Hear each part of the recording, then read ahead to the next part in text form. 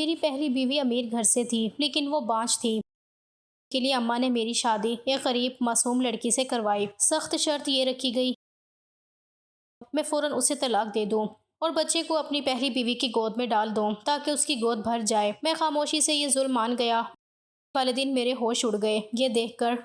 ہمارے گھریلو حالات ہمیشہ سے بہت خراب تھے۔ میں نے بہت مشکل دن دیکھے تھے۔ والد صاحب کی نوکری کبھی لگتی کبھی چھوٹتی۔ گھر میں ہم 3 بہن بھائی تھے، 2 بڑی بہنیں جو دہلیز پر بیٹھی ہوئی تھیں اور ایک میں جس نے بڑی مشکل سے 10ویں جماعت پاس کی تھی اور اب چھوٹی موٹی کمپنیوں میں نوکری کے لیے دھکے کھا رہا تھا۔ اماں نے تنگ آ کر بنگلوں میں کام شروع کر دیا تھا کہ کم سے کم کچھ پیسے جمع ہوں تو بہنوں کی شادی کر دی جائے، اور پھر تھوڑے ہی عرصے بعد کچھ مالکنوں کے رحم و کرم سے اور کچھ اماں کی تنخواہوں سے بہنوں کے رشتے ہوئے اور پھر ان کی شادیوں کے انتظامات شروع ہوئے۔ انہی دنوں جہیز کے لیے کچھ پیسے کم پڑ رہے تھے جب اماں نے مجھ سے کہا کہ میرے ساتھ بنگلے پر چلو، میں مالکن سے بات کروں گی کہ وہ کچھ پیسے ادھار دیں گی اور کچھ چیزیں بطور تحفہ دیں گی۔ میں نے اماں کو صاف منع کر دیا، میں ساتھ نہیں جا رہا، مجھے شرم آتی ہے، تم خود جا کر اپنی مالکن سے بات کر لو۔ میں جو نوکری کے لیے در بدر ہو کر تھک چکا تھا، میری غیرت اس بات کو گوارا نہیں کرتی تھی کہ میں اپنی بہن کے جہیز کے لیے دوسروں کے آگے ہاتھ پھیلاؤں۔ لیکن جب اماں کی آنکھوں میں آنسو دیکھے تو میں نے کہا ٹھیک ہے میں چلتا ہوں، مگر میں اندر نہیں جاؤں گا، میں باہر ہی کھڑا رہوں گا۔ سخت گرمی کا دن تھا اور سورج آگ برسا رہا تھا۔ میں اماں کو موٹر سائیکل پر بٹھا کر اس بڑے سے بنگلے کے سامنے پہنچا۔ اماں اندر چلی گئیں اور میں باہر سائے میں اپنی موٹر سائیکل کے پاس کھڑا ہو گیا۔ تھوڑی دیر گزری تو گیٹ کھلا اور ایک چمکتی ہوئی کالی گاڑی اندر داخل ہونے لگی۔ گاڑی کا شیشہ نیچے ہوا تو میری نظر اندر بیٹھی ایک لڑکی پر پڑی۔ اس کا رنگ کافی سانولا تھا۔ اس نے گاڑی رکوا دی اور بہت گہری نظروں سے میرا جائزہ لینے لگی۔ میں نے فوراً اپنا رخ دوسری طرف کر لیا کیونکہ وہ لڑکی مجھے بالکل اچھی نہیں لگی۔ اس کا رنگ روپ میری نظر میں بہت عام اور بدصورت سا تھا۔ میں اپنا پسینہ پونچھتا رہا اور وہ لڑکی کچھ دیر مجھے دیکھتی رہی، پھر اس کی گاڑی اندر چلی گئی۔ تھوڑی دیر بعد بنگلے کا ملازم باہر آیا اور اس نے کہا کہ آپ کو مالکن اندر بلا رہی ہیں۔ میں ہچکچایا مگر اماں کی وجہ سے اندر چلا گیا۔ اندر پہنچا تو وہی سامنے لڑکی ایک عالیشان صوفے پر بیٹھی تھی۔ اس کے سامنے اماں سر جھکائے کھڑی تھیں۔ اس لڑکی نے میری طرف دیکھا اور بہت پر اعتماد لہجے میں کہا کہ میں نے تمہاری اماں کی ساری بات سن لی ہے، تمہاری دونوں بہنوں کی شادی میں بہت دھوم دھام سے کرواؤں گی، جتنا جہیز کہو گے ملے گا، اور تمہیں ایک بہت بڑی کمپنی میں بہت اونچی پوسٹ پر نوکری بھی دلوا دوں گی، لیکن میری ایک شرط ہے، تمہیں مجھ سے شادی کرنی ہوگی۔ میں حیرت سے کنگ رہ گیا۔ وہ اتنی امیر لڑکی مجھ جیسے غریب سے شادی کیوں کرنا چاہتی تھی؟ یہ میری پوری زندگی کا سوال تھا۔ میں جاننا چاہتا تھا کہ اس لڑکی کو مجھ میں کیا دلچسپی ہے، اور یہی سوال میں نے اس سے سیدھا پوچھ لیا کہ مالکن جی، آپ تو اتنی امیر ہیں، مجھ سے شادی کیوں کرنا چاہتی ہیں؟ وہ مسکرائی اور کہنے لگی کیونکہ تم مجھے پسند آئے۔ اس کی بات مجھے حیران کرنے کے لیے کافی تھی، لیکن پھر میں نے اسے غور سے دیکھا تو وہ سانولی سی تھی، موٹی سی ناک، چھوٹے چھوٹے گھنگریالے بال، اور میں غریب ضرور تھا لیکن میرا انداز بہت سہانا تھا۔ میرے بال سلیقے سے جمے ہوئے تھے اور میں کافی گورا چٹا تھا۔ میری اماں کہتی تھیں جب میں پیدا ہوا تو پورے محلے میں یہ بات مشہور ہوئی تھی کہ زرینہ کے گھر چاند کا ٹکڑا آیا ہے۔ میری دمکتی ہوئی رنگت اور ستواں ناک نے شاید اسے اپنی طرف متوجہ کر لیا تھا۔ میں نے اماں کی طرف دیکھا تو وہ جیسے منت بھری نظروں سے مجھے دیکھ رہی تھیں، اور پھر مجھے اپنا سنہرا مستقبل دکھائی دینے لگا۔ قسمت خود چل کر میرے دروازے پر آئی تھی تو میں بھلا اسے ٹھوکر کیوں مارتا؟ اسی لیے میں نے بنا سوچے سمجھے حامی بھر لی۔ جیسے ہی میں نے حامی بھری، اس نے فوراً اپنے پرس سے چیک بک نکالی اور 10 لاکھ کا چیک لکھ کر اماں کے حوالے کر دیا اور کہنے لگی کہ اپنی بیٹیوں کی شادی خوب دھوم دھام سے کریں، تب تک میں اپنی اور آپ کے بیٹے کی شادی کی تیاریاں کرتی ہوں۔ ہم اتنی شان سے شادی کریں گے کہ پوری دنیا دیکھے گی۔ میں تو اس کی باتوں پر ہی حیران ہو رہا تھا کہ اماں کی خوشی کی کوئی انتہا نہ رہی تھی۔ وہ چند ہزار کی امید لے کر آئی تھی لیکن یہاں تو لاکھوں کی لاٹری نکل آئی تھی۔ اس کے بعد تو جیسے دن پر لگا کر رونے لگے۔ اس لڑکی نے اپنی کہی ہوئی ہر بات پوری کی۔ میری دونوں بہنوں کی شادی اتنی شان و شوکت سے ہوئی کہ ہمارے پورے خاندان میں کسی نے ایسا منظر نہیں دیکھا تھا۔ ہر طرف روشنی اور مہنگے پکوان تھے۔ میری بہنوں کی خوشی کا تو کوئی ٹھکانہ ہی نہیں رہا تھا۔ وہ دونوں بہت ہی خوش تھیں۔ ان کی زندگی کا ہر ارمان پورا ہو گیا تھا۔ ساتھ ہی انہیں اس بات پر بھی فخر تھا کہ ان کے اکلوتے بھائی کے لیے 1 کروڑ پتی لڑکی نے خود رشتہ بھیجا ہے۔ بہنوں کو رخصت کر کے میرے دل کو قرار آ گیا تھا، جبکہ سارے خاندان میں کھلبلی مچ گئی تھی کہ آخر یہ سب ہوا کیسے۔ لیکن میں اور اماں بس مسکراتے رہے اور پھر باری آئی میری اپنی شادی کی۔ اماں کی امیر مالکن شازیہ نے شادی کے لیے پانی کی طرح پیسہ بہایا۔ شہر کے سب سے مہنگے ہال میں فنکشن رکھا گیا جہاں ہر طرف بڑے بڑے لوگ اور چمکتی گاڑیاں تھیں۔ اس نے شادی کے لیے ایک نیا بنگلہ خریدا تھا جہاں میرے ماں باپ کو بھی رہنے کے لیے کمرہ فراہم کر دیا گیا تھا، اور باقی پورا گھر اس نے اپنی مرضی اور اپنے حساب سے سیٹ کیا تھا۔ وہ فل فرنشڈ بنگلہ میری بدلتی ہوئی قسمت کا منہ بولتا ثبوت تھا۔ حیرت کی بات تو یہ تھی کہ شازیہ شازیہ کے ماں باپ کو بھی اس بات پر کوئی اعتراض نہیں تھا کہ اس نے مجھ جیسے غریب لڑکے کو پسند کیا ہے۔ شادی سے ایک دن پہلے ہی اس نے مجھے ایک مہنگی ترین گاڑی بھی گفٹ کی تھی۔ مجھے لگ رہا تھا کہ اب سب کچھ ٹھیک ہو گیا ہے۔ شادی کے دن جب میں شیروانی پہن کر تیار ہوا اور اسٹیج پر اس کے ساتھ کھڑا ہوا تو مجھے اپنی قسمت پر رشک آنے لگا۔ میرے دوست بھی میری قسمت پر واری صدقے جا رہے تھے اور پوچھ رہے تھے کہ میں نے کون سے وظیفے پڑھے ہیں، جبکہ میں ان کے آگے فخر سے سینہ چوڑا کر کے کہہ رہا تھا کہ بس میری قسمت کا کمال ہے۔ لیکن میری یہ خوشی زیادہ دیر قائم نہ رہی۔ میں شازیہ کے ساتھ اسٹیج پر کھڑا تھا کہ جب میں نے دیکھا کہ اس کی سہیلیوں کا ایک گروپ اسٹیج کے قریب آیا اور وہ سب ایک دوسرے کے کانوں میں سرگوشیاں کر رہی تھیں۔ پھر اس لڑکی نے فخر سے میرا ہاتھ تھاما اور اپنی سہیلیوں کی طرف دیکھ کر ایک ایسی بات کہی جس نے میرا سینہ چاک کر دیا۔ وہ مسکرا کر کہہ رہی تھی کہ دیکھا، تم سب کہتی تھی کہ میں بدصورت ہوں اور مجھ سے کوئی شادی نہیں کرے گا، اب دیکھو میں نے شہر کا سب سے خوبصورت نوجوان خرید لیا ہے۔ میں نہ کہتی تھی کہ پیسے سے ہر چیز خریدی جا سکتی ہے، میں نے اپنے لیے خوبصورت لائف پارٹنر بھی خرید لیا ہے۔ یہ کہہ کر وہ غرور سے ہنسی تھی اور مجھے اس وقت احساس ہوا کہ میری کوئی حیثیت نہیں تھی، میں تو محض ایک شو پیس تھا جسے اس نے اپنی سہیلیوں کو نیچا دکھانے اور اپنا بدلہ لینے کے لیے خریدا تھا۔ اسے مجھ سے محبت نہیں تھی بلکہ وہ اپنی انا کی تسکین چاہتی تھی۔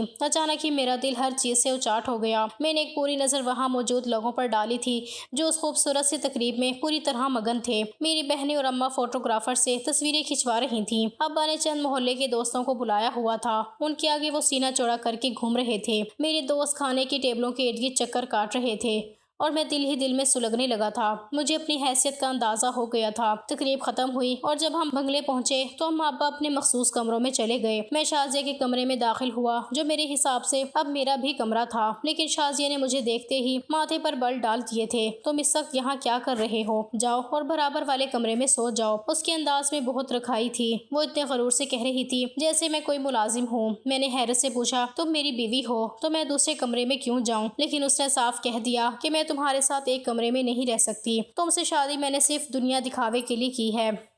میری دوستوں کو لگتا تھا کہ مجھے کوئی خوبصورت مرد نہیں مل سکتا اور آج میں نے ثابت کر دیا ہے کہ شازیہ جواد پیسے سے جو چاہے خرید سکتی ہے۔ میں سن ہو کر اسے دیکھتا رہ گیا۔ اس کی آنکھوں میں میرے لیے کوئی محبت یا مروت نہیں تھی بلکہ ایک فاتحانہ تکبر تھا۔ اس نے مزید کہا کہ دیکھو تم نے اور تمہاری ماں نے پیسے لیے ہیں، تمہاری بہنوں کی شادیاں ہو گئیں، تمہارے باپ کو چھت مل گئی، اب تم بس ایک شو پیس بن کر اس گھر میں رہو گے۔ جب بھی کوئی فنکشن ہوگا یا میرے دوست آئیں گے تو تم میرے ساتھ ملو گے تاکہ میری شان بڑھے، باقی وقت تم کیا کرتے ہو مجھے اس سے کوئی سروکار نہیں ہے۔ میں ایک بوجھل دل کے ساتھ اس کمرے سے باہر نکل آیا اور برابر والے کمرے میں جا کر گر گیا جہاں دیواروں پر لگی مہنگی پینٹنگز میرا مذاق اڑا رہی تھیں۔ وقت گزرتا گیا اور چند ماہ میں ہی میری زندگی ایک مشینی زندگی بن گئی۔ میں دن بھر اس کی کمپنی میں کام کرتا اور شام کو کسی روبوٹ کی طرح اس کے ساتھ مختلف پارٹیوں میں شریک ہوتا جہاں وہ فخر سے میرا تعارف کرواتی، لیکن جیسے ہی ہم گھر لوٹتے وہ مجھے کسی پرانے کپڑے کی طرح ایک طرف پھینک دیتی۔ ہماری شادی کو اس طرح 6 مہینے گزر چکے تھے لیکن ہمارے درمیان میاں بیوی والا کوئی رشتہ نہیں تھا۔ شازیہ کے لیے میں صرف ایک ایسی ٹرافی تھا جسے وہ دنیا کو دکھا کر اپنی انا کی تسکین کرتی تھی۔ پھر ایک دن ایک بڑی دعوت میں شازیہ کی ایک سہیلی نے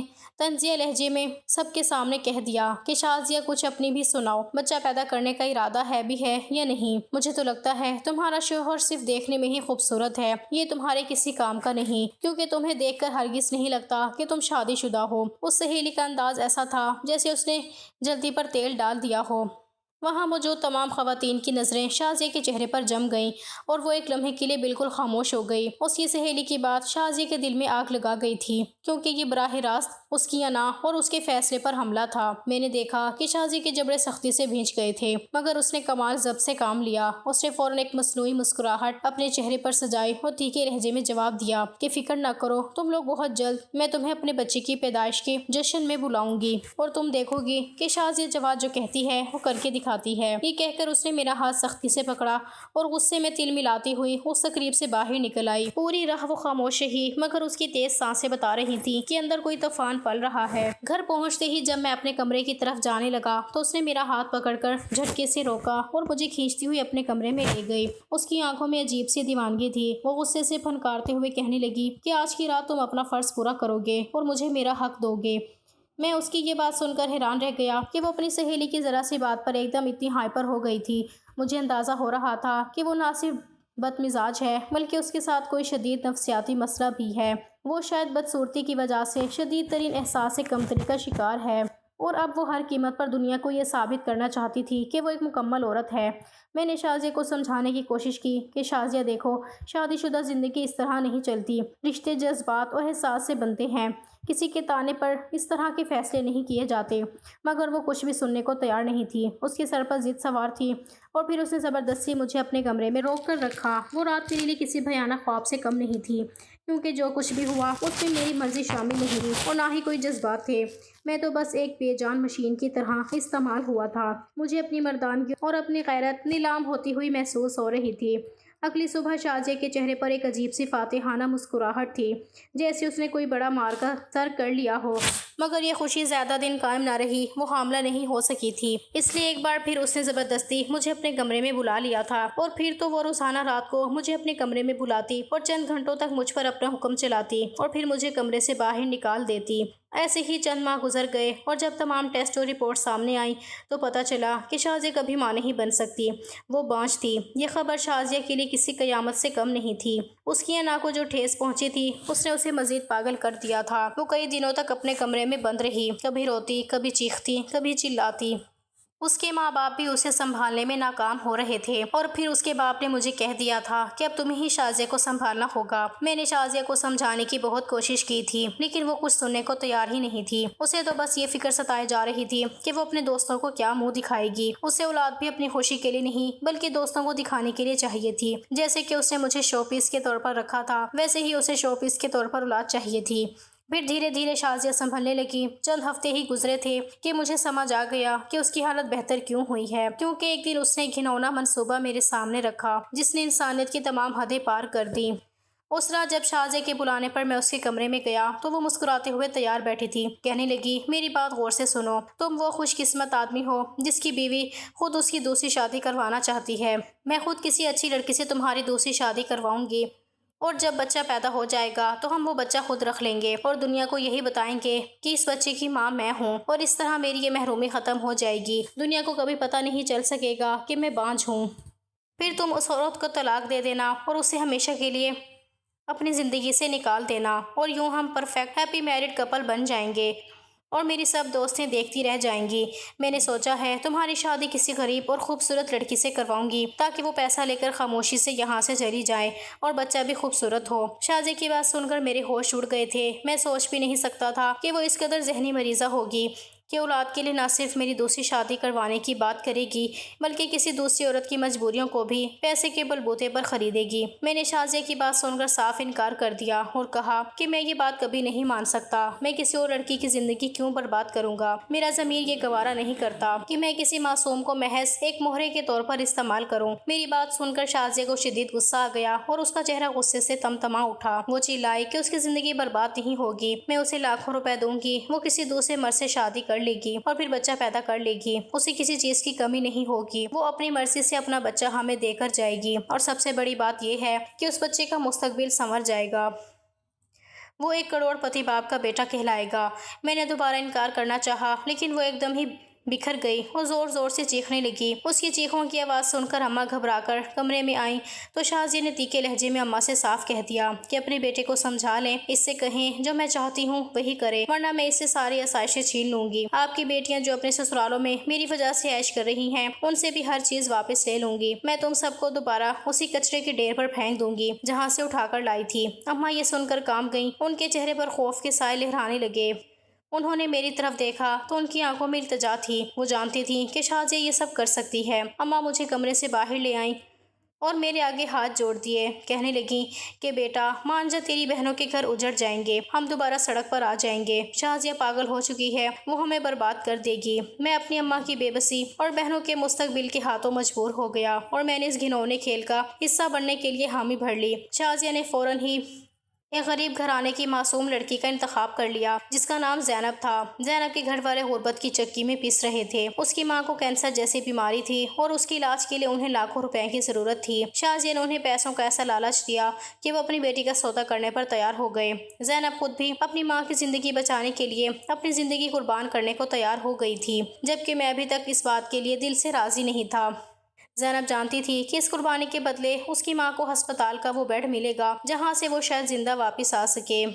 اسے یہ نہیں بتایا گیا تھا کہ یہ شادی صرف ایک معاہدہ ہے۔ اسے بس یہ لگا کہ ایک بہت بڑا اور نیک امیر گھرانہ اسے اپنی بہو بنانا چاہتا ہے۔ نکاح کا دن آیا تو کوئی دھوم دھام نہیں تھی۔ شازیہ نے اس نکاح کو انتہائی خفیہ رکھا تھا۔ صرف چند گواہ اور ایک خاموش سا نکاح خواہ موجود تھا۔ میں جب زینب کے سامنے بیٹھا تو میرا سر شرم سے جھکا ہوا تھا۔ میں اس لڑکی کی آنکھوں میں نہیں دیکھ پا رہا تھا جس کی زندگی کا سودا میں نے اپنی مجبوریوں کی خاطر کر لیا تھا۔ زینب نے جب دستخط کیے تو اس کے ہاتھ تھر تھرا رہے تھے۔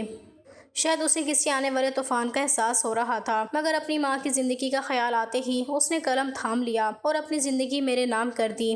میں ابھی تک اس بات کے لیے دل سے راضی نہیں تھا۔ مجھے اپنی ذات سے گھن آ رہی تھی کہ میں کتنا بزدل ہوں جو ایک معصوم لڑکی کو اس آگ میں جھونک رہا ہوں۔ شازیہ نے نکاح کے فوراً بعد زینب کی ماں کے علاج کا سارا خرچہ اٹھا لیا اور انہیں شہر کے سب سے بہترین کینسر ہسپتال میں داخل کروا دیا۔ زینب میرے پاس اس بنگلے کے ایک چھوٹے سے حصے میں رہنے لگی جو شازیہ نے ہمارے لیے مخصوص کیا تھا۔ وہ ہر وقت میرا شکریہ ادا کرتی رہتی۔ وہ سمجھتی تھی کہ میں اس کا مسیحا ہوں، میں نے اس کے خاندان کو بچایا ہے۔ وہ میرے پاؤں دھوتی، میری ہر ضرورت کا خیال رکھتی۔ اسے یہ تو معلوم تھا کہ میں نے بچے کے لیے اس سے شادی کی ہے، لیکن یہ پتہ نہیں تھا کہ بچہ پیدا ہونے کے بعد شازیہ اس کے ساتھ کیا کرے گی۔ میں جب بھی اس کی طرف دیکھتا مجھے اس کے پیچھے چھپا وہ اسٹامپ پیپر نظر آتا جس پر میں نے دستخط کیے تھے کہ جیسے ہی بچہ پیدا ہوگا میں اسے طلاق دے دوں گا۔ زینب اکثر راتوں کو اپنی ماں کی صحت کے لیے دعائیں مانگتی اور پھر میرا ہاتھ تھام کر کہتی کہ آپ نے مجھ پر جو احسان کیا ہے میں ساری زندگی آپ کے غلام بن کر رہوں گی۔ وہ معصوم یہ نہیں جانتی تھی کہ اس کا یہ مسیحا دراصل اس کی ممتا کا قاتل بننے والا ہے۔ شازیہ دور کھڑی یہ سب دیکھتی رہتی۔ اس کی آنکھوں میں حسد بھی تھا اور ایک عجیب سی تسکین بھی۔ وہ زینب کو ایک انسان کے طور پر نہیں بلکہ ایک قیمتی انویسٹمنٹ کے طور پر دیکھ رہی تھی۔ وہ اکثر مجھے اکیلے میں بلا کر یاد دلاتی کہ دیکھو جذبات میں آنے کی ضرورت نہیں ہے، جیسے ہی کام ہو جائے گا زینب کا یہاں کوئی کام نہیں رہے گا۔ زینب جب حاملہ ہوئی تو شازیہ کی خوشی کا ٹھکانہ نہ رہا۔ اس نے زینب کی خوراک اور ادویات کا ایسا خیال رکھنا شروع کیا جیسے وہ کوئی نایاب ہیرا ہو، مگر یہ سب محبت میں نہیں تھا بلکہ اس بچے کے لیے تھا جو اس کی کوکھ میں پل رہا تھا۔ زینب بیچاری شازیہ کی اس توجہ کو خلوص سمجھتی رہی۔ وہ اکثر کہتی کہ شازیہ باجی کتنی اچھی ہیں، میرا کتنا خیال رکھتی ہیں، اور میں یہ سن کر اندر ہی اندر خون کے آنسو روتا کہ کاش میں اسے بتا سکتا کہ یہ سب ایک جال ہے جس میں وہ بری طرح پھنس چکی ہے۔ شازیہ نے زینب کے حاملہ ہوتے ہی اپنی فطرت کا اصلی رخ دکھانا شروع کر دیا تھا۔ اب اس کے لیے زینب ایک انسان نہیں بلکہ ایک ایسی مشین تھی جس کی حفاظت صرف اس میں پلنے والے بچے کی خاطر ضروری تھی۔ شازیہ نے زینب پر کڑی پابندیاں لگا دی تھیں۔ اسے بنگلے کے اس مخصوص حصے سے باہر نکلنے کی اجازت نہیں تھی جہاں اسے رکھا گیا تھا، یہاں تک کہ اسے اپنی بیمار ماں سے ملنے کے لیے ہسپتال جانے سے بھی روک دیا گیا۔ شازیہ کا کہنا تھا کہ باہر کے جراثیم اور جذباتی تناؤ بچے کے لیے نقصان دہ ہو سکتے ہیں۔ زینب جو اپنی ماں کی زندگی کے لیے یہ سب کر رہی تھی وہ گھٹ گھٹ کر جی رہی تھی۔ اسے دن میں کئی بار ایسی دوائیاں اور سپلیمنٹس دیے جاتے جو شازیہ خود اپنی نگرانی میں کھلواتی۔ اگر زینب کو کبھی متلی ہوتی یا وہ کچھ کھانے سے انکار کرتی تو شازیہ اس پر چیخنے لگتی کہ تم اس بچے کو ضائع کرنا چاہتی ہو، تم جانتی ہو اس بچے کی قیمت کیا ہے۔ زینب خاموشی سے آنسو بہاتی اور شازیہ کی ہر سختی برداشت کرتی کیونکہ اسے ڈر تھا کہ اگر اس نے زبان کھولی تو شازیہ اس کی ماں کا علاج رکوا دے گی۔ شازیہ نے زینب کے کمرے میں کیمرے لگوا دیے تھے تاکہ وہ ہر وقت اس کی حرکات و سکنات پر نظر رکھ سکے۔ اسے کسی سے بات کرنے یا فون استعمال کرنے کی اجازت نہیں تھی۔ میں جب کبھی زینب کے پاس جاتا تو وہ مجھ سے لپٹ کر رونے لگتی اور پوچھتی کہ شازیہ باجی مجھ سے اتنی نفرت کیوں کرتی ہیں، میں نے ان کا کیا بگاڑا ہے۔ میں اسے کیا جواب دیتا؟ میں خود اس قید خانے کا ایک قیدی تھا جس کی چابی شازیہ کے ہاتھ میں تھی۔ زینب کا عمل جیسے جیسے بڑھتا گیا شازیہ کی دیوانگی بھی بڑھتی گئی۔ اس نے زینب کے لیے ایک نرس مقرر کر دی جو 24 گھنٹے اس کے ساتھ رہتی اور زینب کی زندگی ایک روبوٹ جیسی ہو کر رہ گئی تھی۔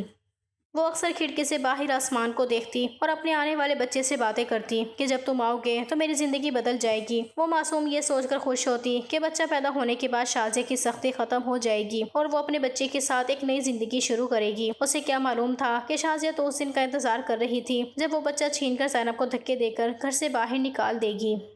جو 9 ماہ مکمل ہونے کے قریب آ رہے تھے شازیہ نے ہسپتال میں تمام انتظامات مکمل کر لیے تھے۔ اس نے ڈاکٹروں کو بھاری رقم دے رکھی تھی اور ہر کاغذ پر اپنا نام لکھوایا تھا۔ اس نے ایک بار پھر مجھے بلا کر وہ طلاق نامہ دکھایا اور یاد دلایا کہ جیسے ہی بچہ پیدا ہو میں نے اپنے دستخط شدہ کاغذ زینب کو تھمانے ہیں۔ میں نے دیکھا کہ شازیہ کی آنکھوں میں ممتا نہیں بلکہ ایک جنونی فتح کی چمک تھی جیسے وہ کوئی جنگ جیتنے والی ہو۔ 8واں مہینہ شروع ہوتے ہی شازیہ کی بے چینی انتہا کو پہنچ چکی تھی۔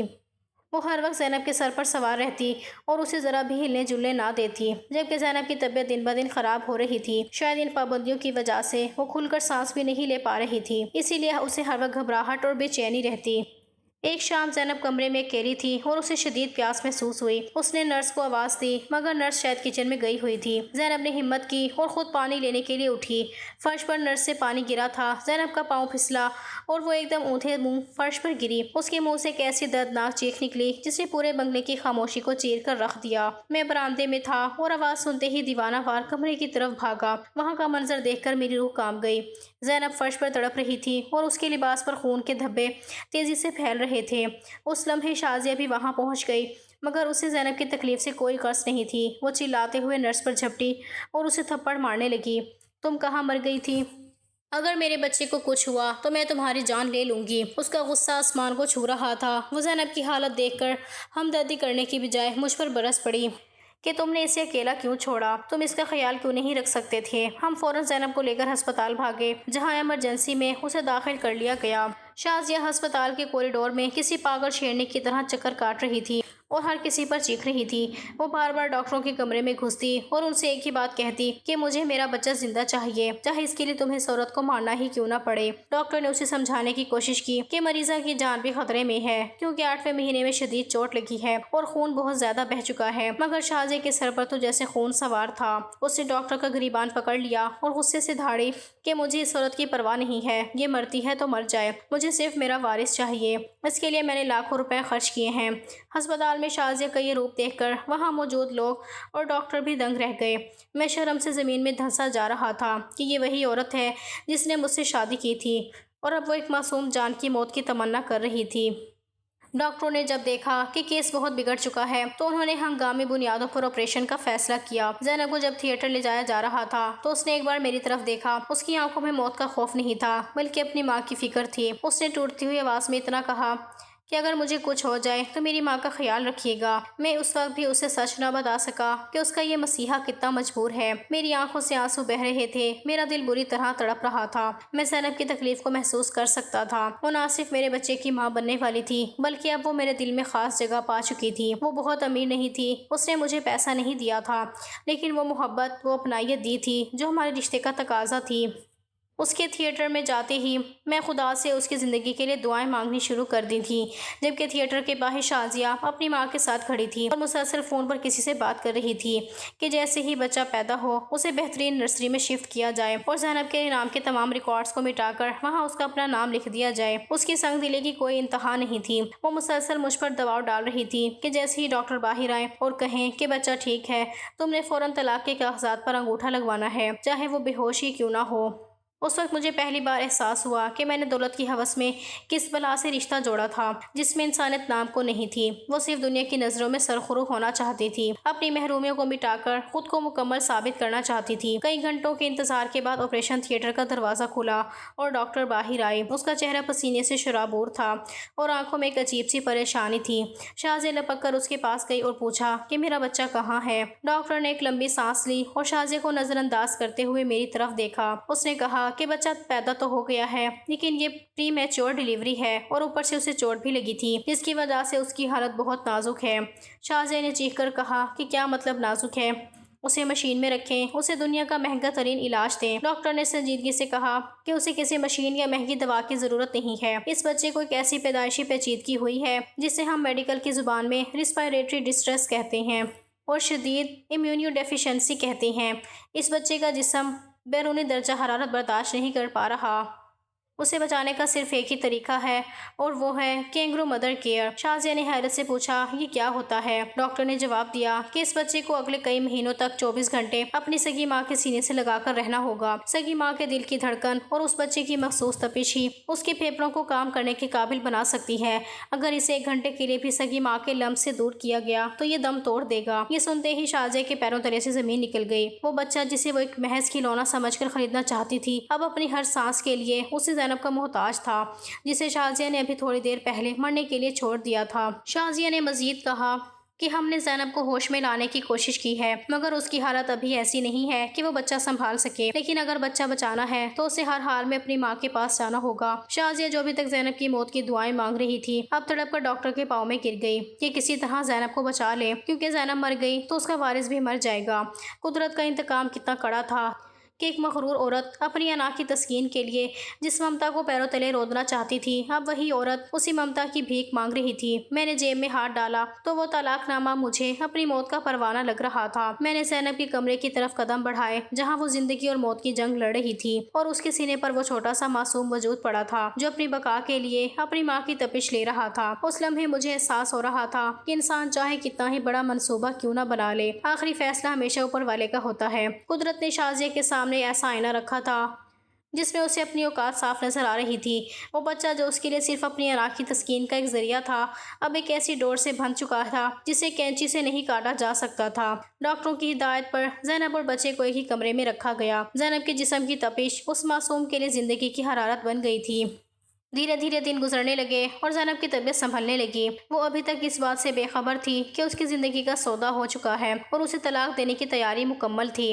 وہ تو بس اپنے بچے کو سینے سے لگائے ایک عجیب سی سرشاری میں مگن رہتی، لیکن شازیہ کی بے چینی کا عالم یہ تھا کہ وہ ہر لمحہ اس کمرے کے باہر چکر کاٹتی رہتی۔ اسے اس بات کا ڈر نہیں تھا کہ زینب کو تکلیف ہے، اسے تو بس یہ خوف کھایا جا رہا تھا کہ اس کا یہ وارث کہیں زینب کا ہی بن کر نہ رہ جائے۔ وہ جلد سے جلد یہ بچہ حاصل کرنا چاہتی تھی تاکہ دنیا کو بتا سکے کہ وہ ماں بن گئی ہے۔ مگر اسی دوران ایک ایسا موڑ آیا جس نے شازیہ کے بنے بنائے محل کو دھول میں ملا دیا۔ نہ جانے کس طرح شازیہ کی ان سہیلیوں کو خبر ہو گئی جو پہلے ہی اس کی گھٹی گھٹی زندگی پر نظریں جمائے بیٹھی تھیں۔ شازیہ نے اس دوسری شادی اور بچے کی پیدائش کو جتنا خفیہ رکھنے کی کوشش کی تھی، جھوٹ کے پاؤں اتنے ہی چھوٹے ثابت ہوئے۔ ایک دوپہر جب میں ہسپتال کی کینٹین سے واپس آ رہا تھا تو میں نے دیکھا کہ شازیہ کی وہ خاص سہیلی جس نے شادی کی تقریب میں طنز کیا تھا، اپنی 2-3 اور سہیلیوں کے ساتھ ہسپتال کے کوریڈور میں کھڑی تھی۔ ان کے چہروں پر ایک فاتحانہ مسکراہٹ تھی، جیسے وہ کوئی بہت بڑا راز ڈھونڈ لائی ہوں۔ شازیہ انہیں دیکھ کر جیسے پتھر کی ہو گئی تھی۔ اس کی سہیلی نے تالی بجاتے ہوئے کہا کہ واہ شازیہ جواد، ہم تو سمجھے تھے کہ تم واقعی ماں بننے والی ہو، مگر تم نے تو کمال کا ڈرامہ رچایا۔ یہ غریب لڑکی کون ہے جس کے بچے کو تم اپنا نام دینے والی تھی؟ اور تمہارا یہ خوبصورت شوہر جس پر تم بڑا ناز کرتی تھی، یہ تو کسی فلمی ویلن کی طرح دوہری زندگی جی رہا ہے۔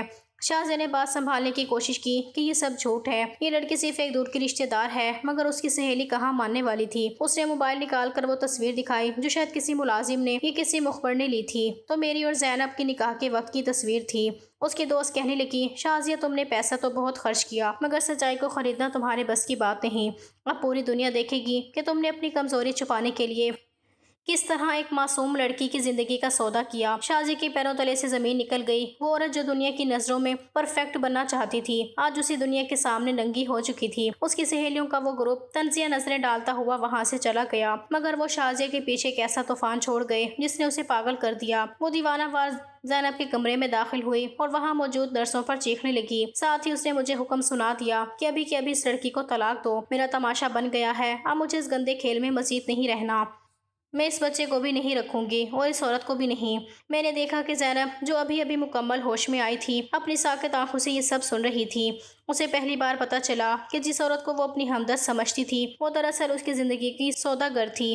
زینب نے کانپتے ہوئے ہاتھوں سے بچے کو مزید سختی سے اپنے سینے سے لگا لیا۔ اس کی آنکھوں سے گرنے والے آنسو اس کی ممتا کی گواہی دے رہے تھے۔ شازیہ نے میرا گریبان پکڑ لیا اور کہا کہ اگر تم نے ابھی اسی وقت اسے طلاق نہ دی تو میں تم سب کو سڑک پر لے آؤں گی۔ لیکن اس لمحے میری غیرت بیدار ہو چکی تھی۔ میں نے شازیہ کا ہاتھ اپنے گریبان سے جھٹکا اور اس کے سامنے کھڑا ہو گیا۔ میں نے وہ طلاق نامہ نکالا اور شازیہ کی آنکھوں میں آنکھیں ڈال کر کہا کہ شازیہ تم نے پیسہ دیا تھا، میری عزت اور میرا ضمیر نہیں خریدا تھا۔ یہ بچہ اور یہ عورت اب میرے ہیں اور تم اپنا یہ غرور اور یہ پیسہ سنبھال کر رکھو، کیونکہ قدرت نے تمہارا تماشا وہیں بنایا ہے جہاں تم سرخرو ہونا چاہتی تھی۔ شازیہ کی آنکھیں پھٹی کی پھٹی رہ گئیں۔ وہ غصے میں دیوانی ہو کر اس وقت وہ وہاں سے چلی گئی تھی، لیکن پھر اس نے آہستہ آہستہ مجھ پر زندگی کو تنگ کرنا شروع کر دیا تھا۔ اس کی انا کو جو چوٹ لگی تھی اس کا بدلہ اس نے پورے خاندان سے لیا۔ نہ صرف اس نے ہمیں گھر سے نکالا بلکہ میری بہنوں سے بھی وہ سب کچھ واپس لے لیا جو اس نے شادیوں کے وقت دیا تھا۔ میری نوکری فوراً ختم کر دی گئی۔ حالات اتنے سنگین ہو گئے تھے کہ ہمارے پاس سر چھپانے کی جگہ تک نہیں تھی۔ لیکن میرے پاس زینب تھی اور ہمارا بچہ جو اب ماں کی ممتا اور لمس کی بدولت کافی بہتر حالت میں تھا۔ زینب نے اس مشکل وقت میں میرا پورا ساتھ دیا۔ اس نے کبھی شکوہ نہیں کیا کہ میں اسے محل سے نکال کر ایک چھوٹے سے کرائے کے مکان میں لے آیا ہوں۔ میں نے ہمت نہیں ہاری اور دوبارہ سے نوکری تلاش کرنا شروع کی۔ ان برسوں میں شازیہ کی کمپنی میں کام کرتے ہوئے میں نے جو تجربہ حاصل کیا تھا وہ میرے کام آیا۔ میں اپنی فیلڈ میں اتنا قابل ہو گیا تھا کہ مجھے ایک بہت بڑی کمپنی میں بہت اچھی جگہ نوکری مل گئی اور میں اپنا گھر سنبھالنے کے قابل ہو گیا۔ آج میں اپنے بچے اور اپنی بیوی زینب کے ساتھ بہت خوش ہوں۔ ہماری زندگی میں وہ آسائشیں تو نہیں جو شازیہ کے بنگلے میں تھی، مگر وہ سکون ضرور ہے جو کروڑوں روپے سے نہیں خریدا جا سکتا۔ دوسری طرف شازیہ اپنے ماں باپ کے ساتھ پردیس چلی گئی کیونکہ وہ یہاں مزید اپنے دوستوں کے سامنے نہیں رہ سکتی تھی۔ اس کی وہ تمام دوستیں جن کے ڈر سے اس نے یہ سب کیا تھا اب وہی اس کا مذاق اڑاتی تھیں۔ کبھی کبھی میں اکیلے میں بیٹھ کر سوچتا ہوں کہ آخر اس سب میں قصور کس کا ہے، شازیہ کا، اس کے والدین کا یا ان سہیلیوں کا جنہوں نے اسے اس قدر احساس کمتری کا شکار کر دیا کہ وہ اپنے آپ سے بھی نفرت کرنے لگی تھی۔ کیا ہمیں کسی کو اس کے رنگ اور روپ کی بنا پر اس قدر تانے دینے چاہیے کہ پھر وہ اپنے آپ سے نظر نہ ملا سکے؟ کیا یہ درست ہے؟ کیا ہماری زبان سے نکلے ہوئے چند زہریلے لفظ کسی کی پوری زندگی تباہ کر دیں؟ سچ کہوں تو آج مجھے شازیہ پر غصہ نہیں بلکہ افسوس ہوتا ہے، کیونکہ شاید اس نے جو کچھ بھی میرے اور زینب کے ساتھ کیا وہ ان لوگوں کے برے رویوں کا رد عمل تھا جنہوں نے اسے کبھی ایک انسان کے طور پر قبول ہی نہیں کیا تھا۔